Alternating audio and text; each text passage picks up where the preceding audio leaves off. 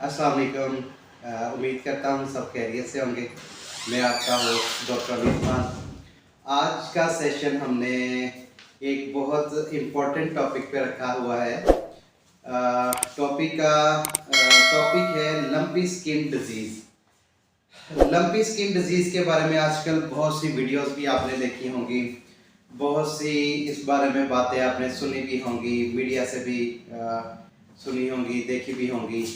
तो इस बारे में आज कुछ मैं ऐसी चीज़ें बताऊंगा जो अभी तक आप लोग नहीं जानते, और मैं कोशिश करूंगा कि मीडिया का जो इस मुताबिक नेगेटिव रोल है उसको मैं मिनिमाइज करूं। तो सबसे पहली बात यह है कि लंपी स्किन डिजीज़ ये वायरल इन्फेक्शन है, और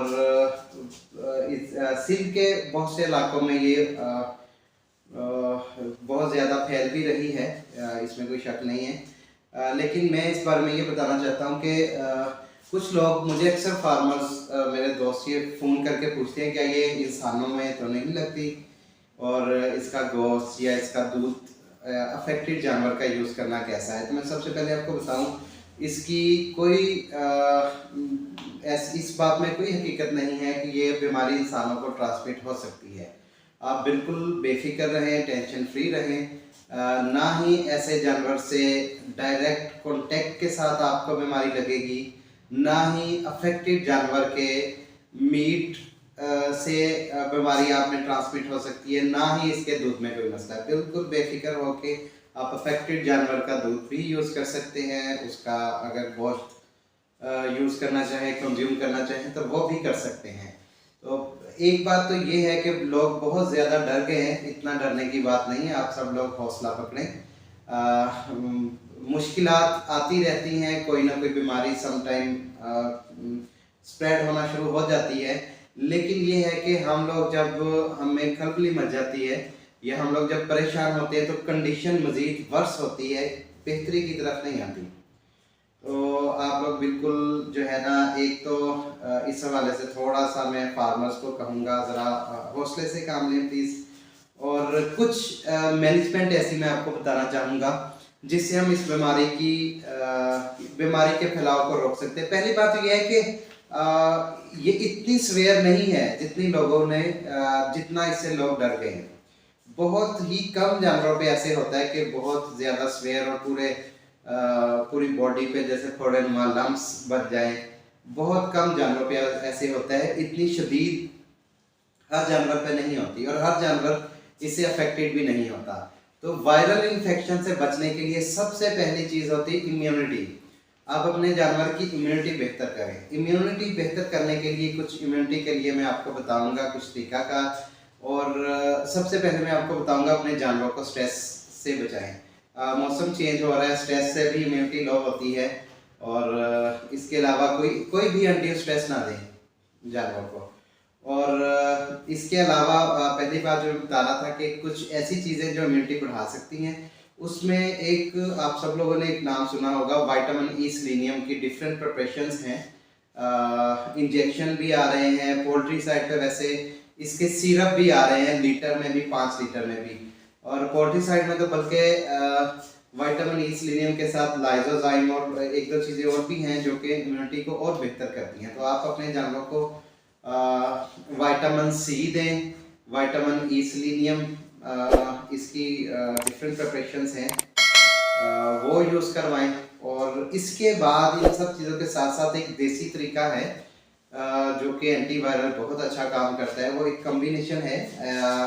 उसमें ऐसा है कि आप लहसुन, अदरक और टमाटर, ये 3 चीज़ें मिक्स करके कोई 1 प्लेट जो है ना वो 2 जानवरों को दे दें। तो ये 2 से 3 दिन दे दें। ये भी एंटीवायरल भी है और कुछ हद तक इम्यूनिटी भी, टमाटर स्पेशली आपकी इम्यूनिटी भी, आपके जानवर की इम्यूनिटी को भी बेहतर करता है। विटामिन सी की डिफरेंट प्रिपरेशंस अवेलेबल हैं, आप लोग विटामिन सी भी यूज़ करवाएं अपने जानवरों को। और इसके अलावा अगर कोई जानवर अफेक्ट हो जाता है, किसी को बीमारी आ जाती है, तो आप लाजमी तौर पे ऐसा करें कि उस जानवर को बाकियों से सेपरेट कर दें, क्योंकि ये आपको तो नहीं लगेगी लेकिन एक से दूसरे जानवर में ये बीमारी फैल सकती है। तो उसके लिए ये कि आप ऐसा करें कि उसको बाकियों से सेपरेट कर दें और बाकी जानवरों को फीड करवा के या मिल्किंग करके फिर आप एंड पे इस जानवर की तरफ आएँ, और जब भी इस जानवर को आप हैंडल करें, आपका जो भी मुलाजिम इसको हैंडल कर रहा है उसे ये ख़ास तलकीन करें कि जब वो इस जानवर को हैंडल करे उसके बाद लाजमी तौर पे अपने हाथ धोए। तो हाथ धोने के हवाले से भी मैं थोड़ा सा बताता चलूँ कि दो चीज़ें हैं ऐसी।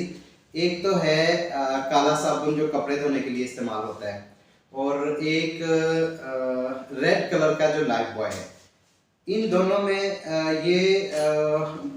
मैंने जो देखा है कि इनकी एंटीवायरल जो कैपेबिलिटी है वो बहुत अच्छी है, क्योंकि इसमें कार्बोनिक एसिड की मिकदार थोड़ी सी ज़्यादा होती है जो कि एज एंटीवायरल भी अच्छा काम करता है। तो इस तरह की जो चीज़ें हैं वो आप अपने काम पे रखें, ताकि जो भी हैंडलर, जो भी मुलाजिम उस जानवर को हैंडल कर रहा है, उसके बाद जब वो उसको हैंडल करके फ्री हो जाए तो फौरी तौर पे अपने हाथ वगैरह साफ कर ले।